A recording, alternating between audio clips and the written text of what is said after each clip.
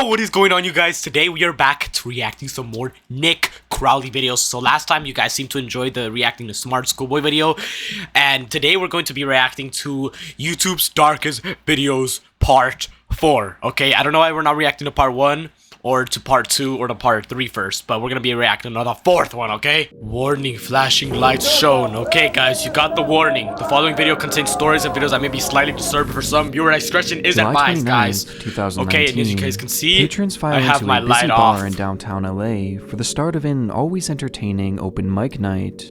You never know what types of performances you'll get on nights like these, or what kind of people will grace the stage with their presence. And on this particular evening, patrons would bear witness to one of the strangest acts they'd likely ever seen, and it was performed by a man named Robert Camus. Oh, Robert Camus. Where's your funny face? Make funny face. Interestingly, Robert has a long history here across YouTube, being featured in what seems like countless videos performing skateboarding tricks with a group of friends. But on this night, Robert was ready to show off another skill of his, being featured in what seems like countless videos performing skateboarding tricks with a group of friends. But on this night, Robert was ready to show off another skill of his, as he took to the stage to perform a freestyle rap. Oh, okay.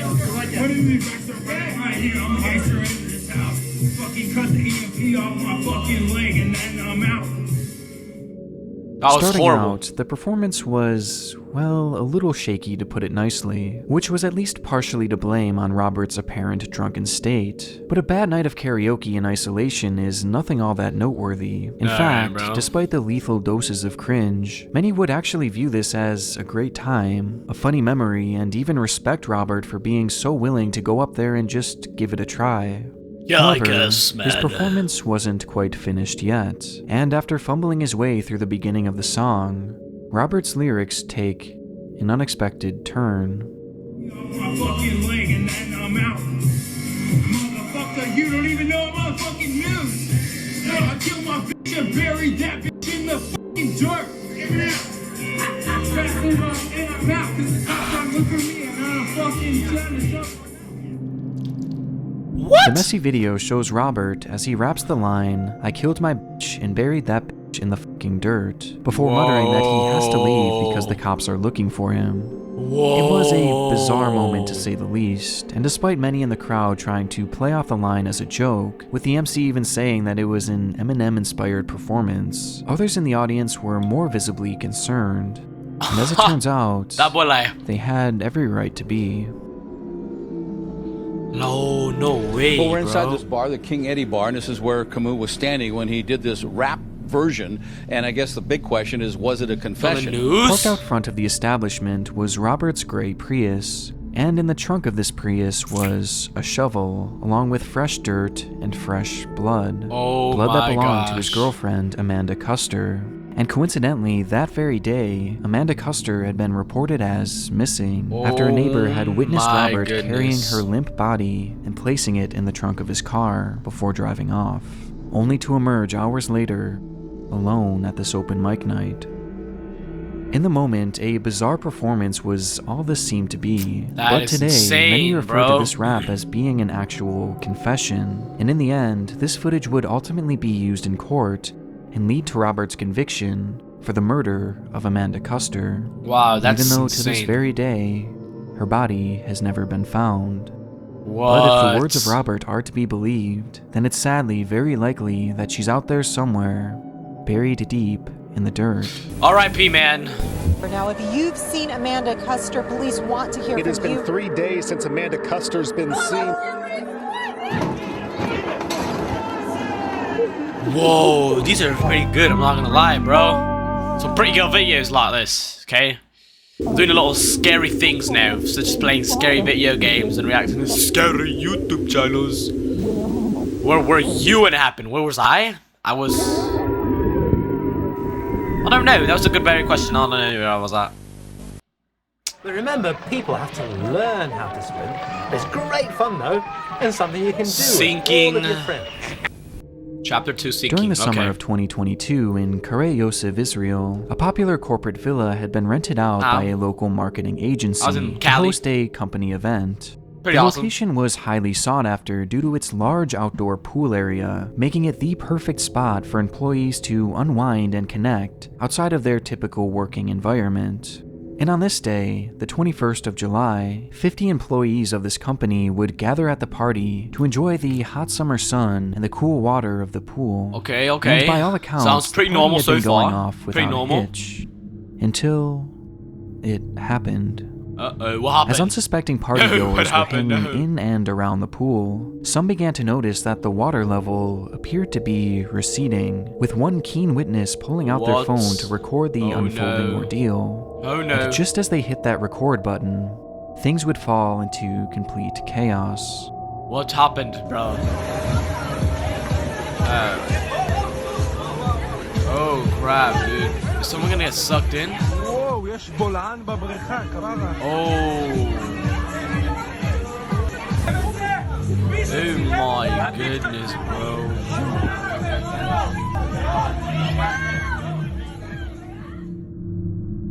No. Suddenly, a large sinkhole opens up beneath the pool, in turn creating a massive vortex and an impossibly strong current, dragging Oh essentially my everything in its path gosh. down towards the opening.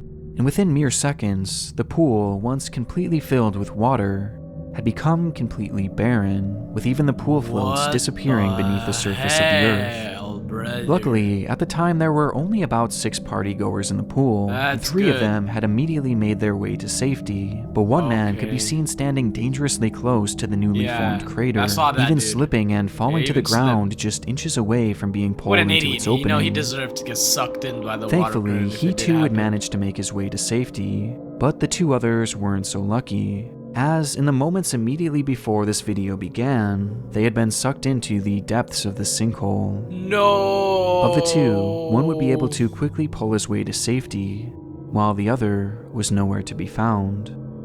As rescuers made their way to the scene and Oh attempted to my enter gosh, the hole, no. it was discovered that it was far deeper than anyone could have imagined, with later What? reports showing that the pit was a staggering 43 feet deep, with the entire opening being filled with water. And the missing No. swimmer, 32-year-old Khalil Kimhi, was trapped at the very bottom. No. It would take 4 grueling hours of navigating that claustrophobic grave to finally reach Khalil, who by that point no. was sadly long gone, having likely already perished by the time rescuers even reached the scene, passing away in what must have been one of the most horrifying ways imaginable. Wow, that is a fear I have After now, all bro. was said That and is- done, it that was is revealed that the owner of the crazy, villa bro. had built the pool in an unsafe location, and had done so without a permit, leading to charges of negligent manslaughter. And though this event was no doubt a tragedy, it's easy to see just how much worse this could have been if more people had been in that pool at the time. And what truly haunts me the most about this clip is just how unexpected it was. 1 minute you're enjoying a beautiful swimming pool, and the next you're trapped you're 40 dead, feet bro. beneath the You're earth, dead. You're drowning with no chance of survival. That is sad, All because of bro. a freak phenomenon that is entirely unpredictable. Wow, that Below is mechanically is- pressed 1,800 Not pounds as of scary, square in my inch and opinion, than the emerges first in one. 50-pound blocks of dry ice. That is Placed in liquid, it scarier. returns to Okay. its original gases. Chapter 3, Desert Smoke ice on the is Water. I'm really guessing it's gonna be hot about an ad or something, probably. I mean, I don't know, but you know. From one pool party to another, this next clip takes Oh, us never to mind. Moscow, Russia in February of 2020. Moscow, One influencer Russia. named Ekaterina Didenko was preparing Ekaterina to celebrate her Didenko, 29th okay. birthday. Oh, okay. Just a few years prior, Happy Ekaterina birthday. had graduated from medical school, earning her the title of pharmacist. Pretty But awesome. rather than going the traditional route and pursuing a career in pharmacy, she instead chose to use her expertise to start a blog focused on creating homemade medicines in order to save her viewers trips to the pharmacy. Oh, okay. That's pretty, This type of content is cool. nothing new, and in most guess. cases it's highly controversial, and Ekaterina was no exception to this, with many calling her practices and advice potentially dangerous. This, however, did not stop her from amassing a following of over 1 million people, which was spread out across her Instagram page Okay, along with other pretty platforms. awesome, pretty awesome. And despite her content being controversial in nature, she quickly carved out a legitimate career as an influencer by 2020. And with her birthday approaching it's on the pretty good, pretty 28th of good. February, she wanted to throw the perfect party to show off to all of her followers. Helping plan the Okay, night makes was sense. Ekaterina's husband, Ooh, Valentin husband, Didenko, okay. who was on board to make the evening as grand as possible. And Valentin had the perfect plan, something he called a steam show.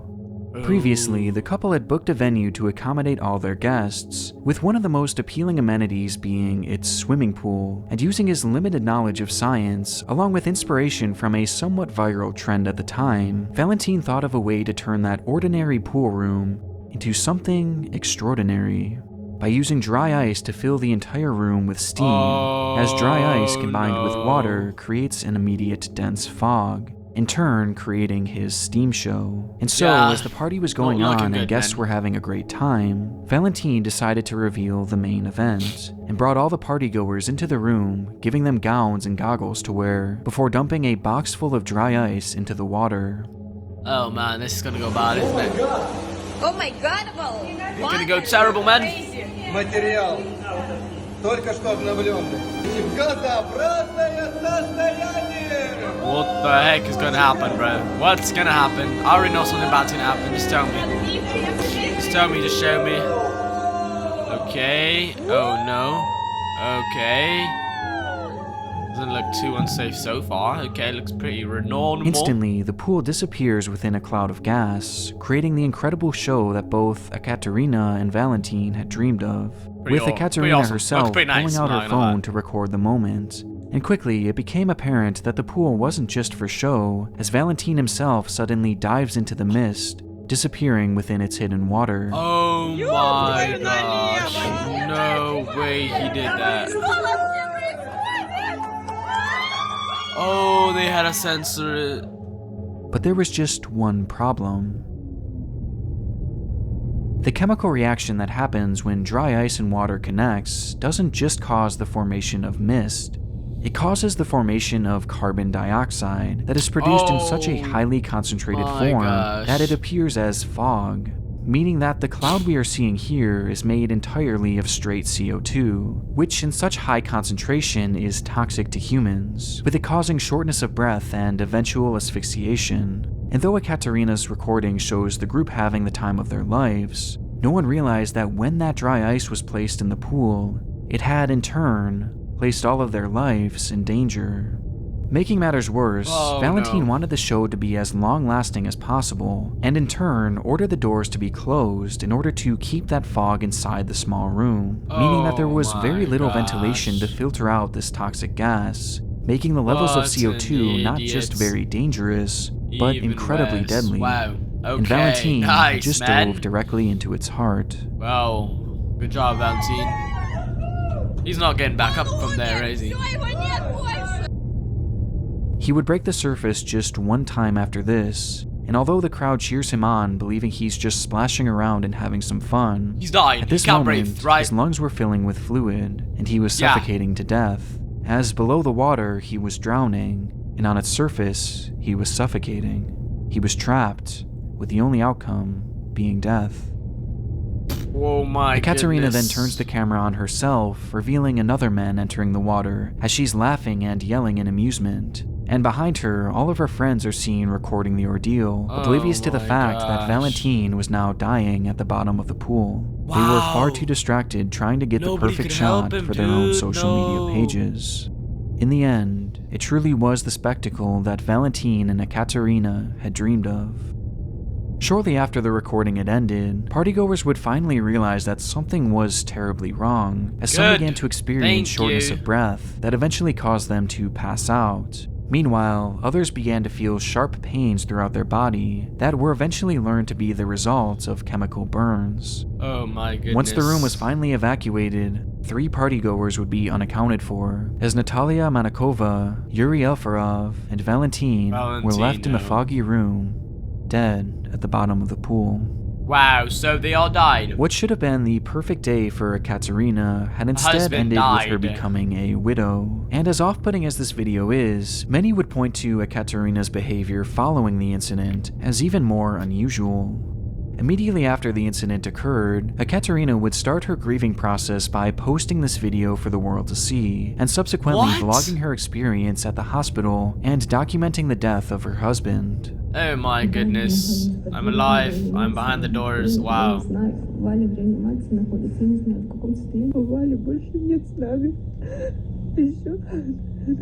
like she knew what she was doing. I mean, come on. The amateur time studying in like pharmacy, medical, whatever.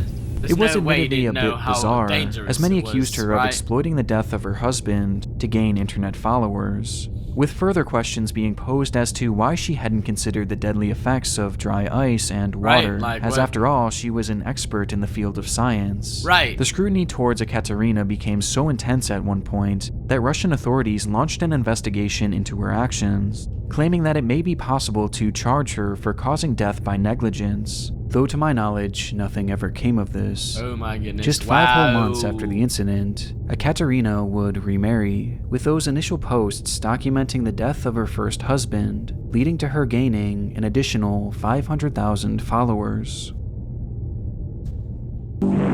Deep inside this vertical city, a machine has come to life. She remarried that quick? A machine with a terrible secret. 5 months it took her to remarry. Some people don't even have time to grieve in 5 months. Some people take like way more than that. Imagine It was a remarrying quiet in 5 January months. night in the That's Yuan Lin Finance suspicious and as heck, Economics bro. building, located in western Taiwan. The 16th-floor tower held its fair share of both office spaces and residences, though as the clock reached past midnight, only the building manager would be awake in its lobby. As he settled in for another uneventful night, the silence was suddenly broken by a woman rushing in with a small child. The man didn't recognize her as a resident, and given that the offices were closed for the night, he stopped her and questioned why she was there. What are you doing The here, woman, bloody however, girl? brushed him off in a hurry, stating that they were only there to meet a friend, before entering the elevator and disappearing out of view.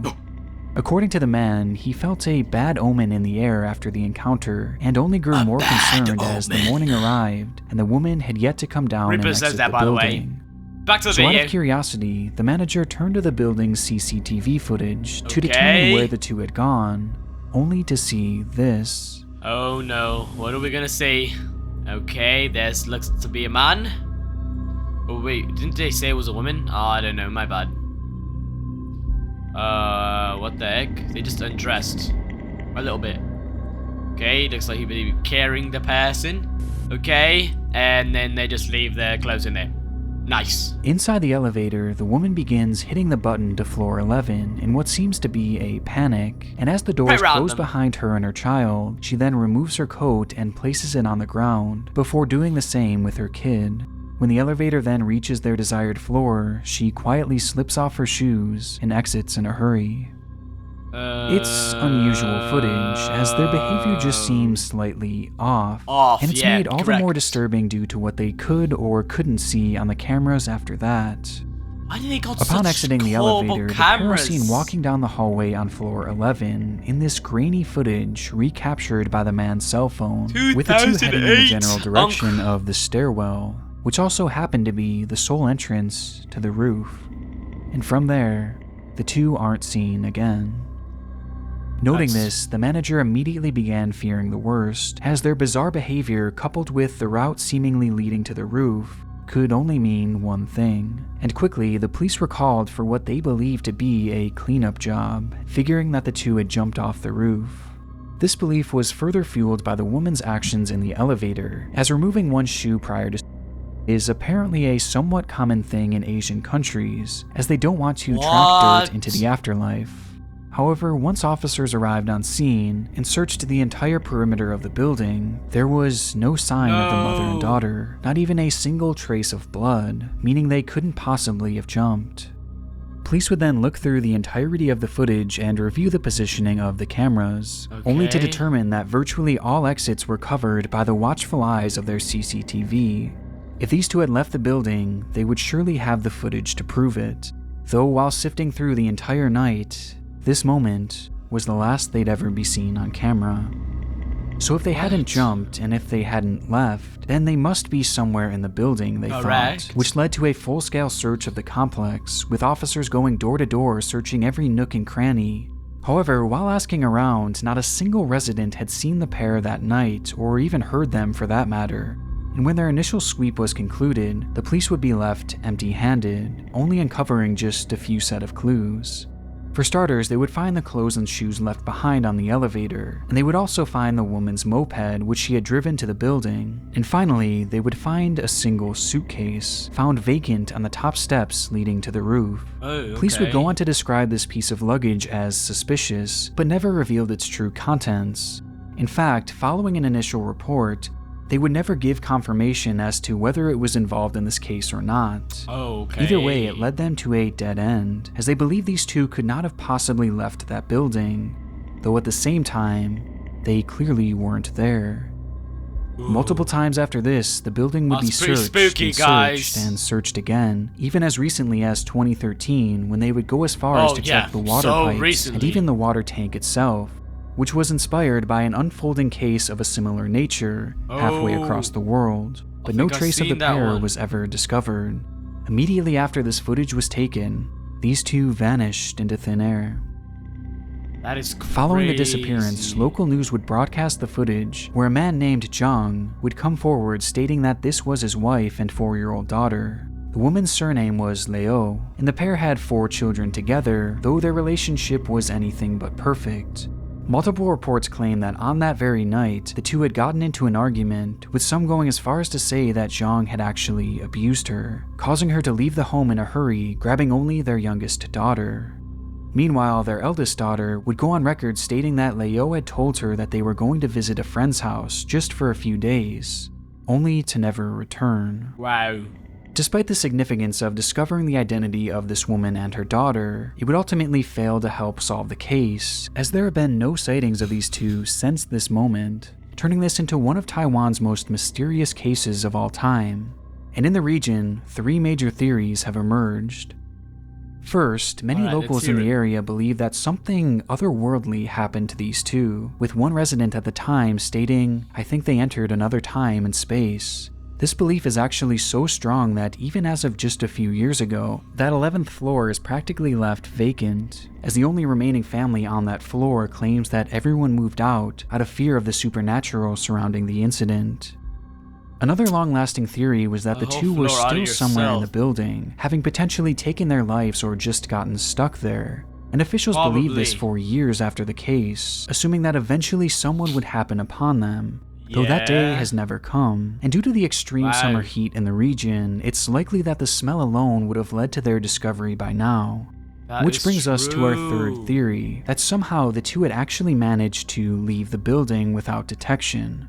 Due to the camera positioning in the hotel, this seems rather unlikely, but some claim that there is a specific route that potentially could have provided just enough cover for them to avoid all the cameras. But this would have had to have been precise and seemingly deliberate. What makes this so strange, though, is that Leo apparently had limited to no knowledge of this building beforehand, begging the question how she could navigate in such an efficient manner, or why she would want to for that matter. And this is far from the only questions regarding this, like, why would she even enter this building to begin with if she was just going to leave? And why go to that 11th floor in particular and remove those articles of clothing? And maybe most importantly of all, if she had somehow snuck around those cameras, how had she or her child never been seen again?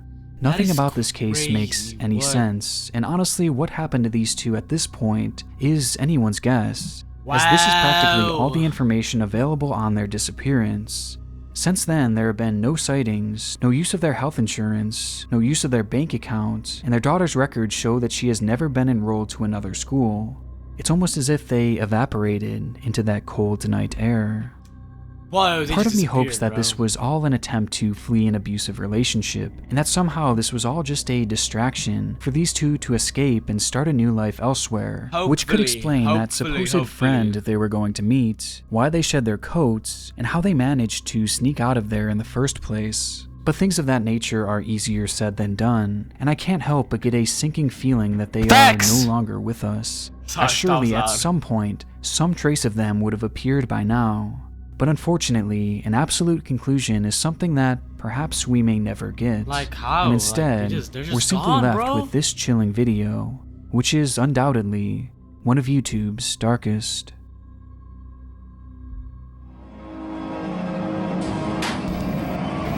Chapter 5. Lame horse incident. The celebration was well underway. December 5th, 2009 marked the 8-year anniversary of the beloved Lame Horse, a roughly 5,000 square foot nightclub located in Perm, Russia. On the evening of the 4th, the club began to fill with partygoers keen on joining in on the massive party. To commemorate the night, a cameraman and an interviewer would be on scene to document the events of that evening, which they did by first speaking to patrons as they roamed the club, getting their thoughts and opinions on the celebration.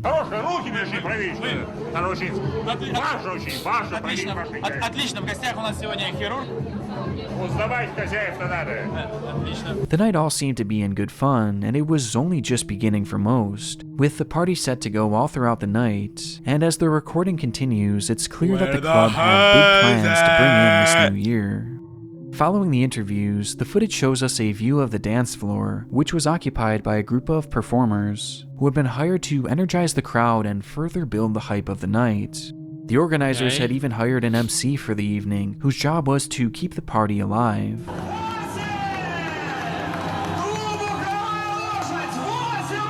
Okay, looks like a pretty dope party. By this point, over 300 people had made their way into the building, as the MC continues the show by joking around with 2 young women, who were clearly guests of the bar, with the cameraman fixing his lens on the 3 as the crowd watches on in amusement. But it's at this exact moment that the camera unintentionally catches something far more interesting, something that could easily be missed as it seemed so unimportant in the moment. What happened? Everyone's eyes are fixed forward at the show before them. This woman, standing on the far right of the camera, barely occupying a sliver of the frame, casually turns her head, only for her eyes to lock onto something behind her, and noticing the woman's bizarre reaction, the cameraman follows her lead and turns the camera in the same direction, revealing this. Good, at least the cameraman's paying attention to what the bystanders are doing, okay? Very important as a cameraman, okay? Always capture the focus of the attention. Oh my goodness. Unbeknownst to pretty much everyone in the club at that time, a spark from the show's pyrotechnics had made contact with the club's ceiling, which was covered in decorative twigs for the party, and within a split second, a fire would erupt. The initial shock caused many to freeze in place for precious seconds, unable to comprehend what exactly was happening, and it wasn't until the MC, the same one in charge of keeping that party alive, began to shout, "Ladies and gentlemen, guests of the club, we are on fire, please leave the hall," that the patrons would finally unfreeze.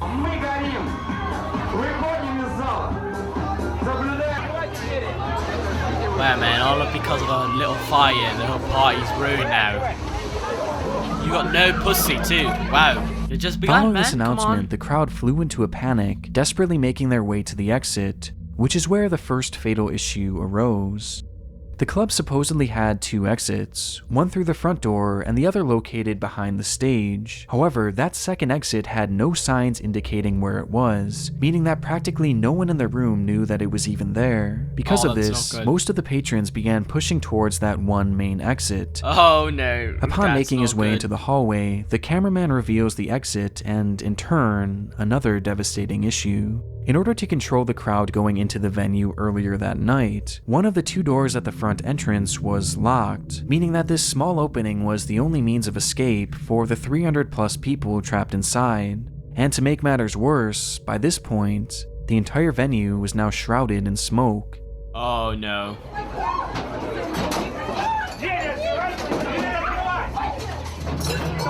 god, man. See that run out. As so many people were attempting to fit through that small exit, they became stuck, causing a logjam and in turn, a human crush. And the more people desperately tried to push through that door, the more jammed it became. Meanwhile, those still trapped on the dance floor were left hopelessly lost in that impenetrable smoke. And within the mob of people rushing towards that exit, the camera suddenly goes dark before shutting off completely.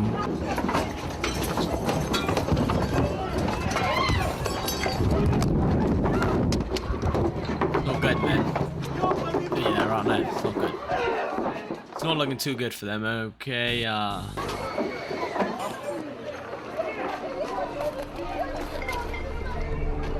happened? What happened? Get to the Somehow, casualties. the Come on. cameraman, along with multiple others, were able to squeeze their way out of the exit. Obviously, as the cameraman evident when the lives. camera Cameraman begins never to dies. record sometime See, let later. me tell you guys one thing right now. If everyone in that place, the 300 people were recording at the time that this was happening, they all would have survived because cameraman never die. Okay? The middle of the road, revealing hints of the havoc that was occurring both inside and outside of the club.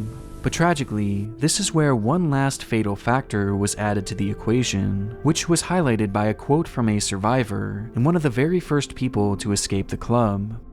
After I got out, there were no firemen or emergency services for about 20 minutes. Nobody 20 at all. There were only 2 ambulances altogether. They managed to take 6 or 7 men and left. No more ambulance cars arrived, at least I saw none. Firemen had pulled out a number of people by then. Half clothed, they were simply laid out on the cold asphalt. Nobody cared for them. People were lying on the ground for about an hour and a half, definitely for no less than an hour. It could be that many of them died because of this, because of the cold. It was 16 degrees below zero outdoors.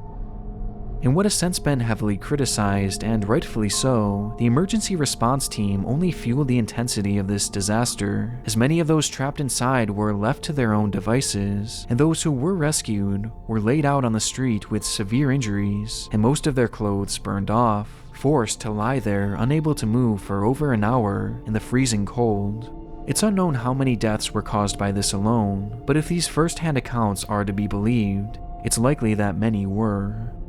Not only had the venue itself failed these victims, but the emergency response team had as well.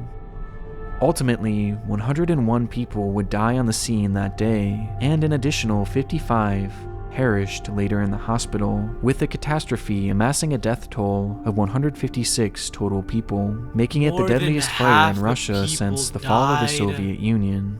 Oh my, the footage from that night, taken before, during, and after the event, truly account for some of the most disturbing on this site.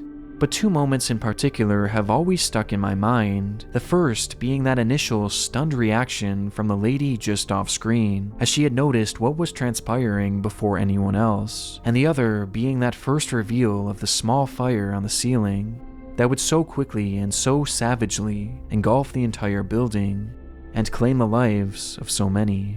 Wow, honestly, I didn't think there was gonna be that much casualties, dude. I thought there was gonna be like... I wanted to briefly mention that I was going to be surprised if there was double digits. And now for just $3 a month, you can view my content early, along with some other cool exclusive benefits. Alright, so that's the end of the video, and wow, that last one is definitely the worst one, the lame horse incident. That's what it was called. Wow, so many people lost their lives. RIP to them, bro.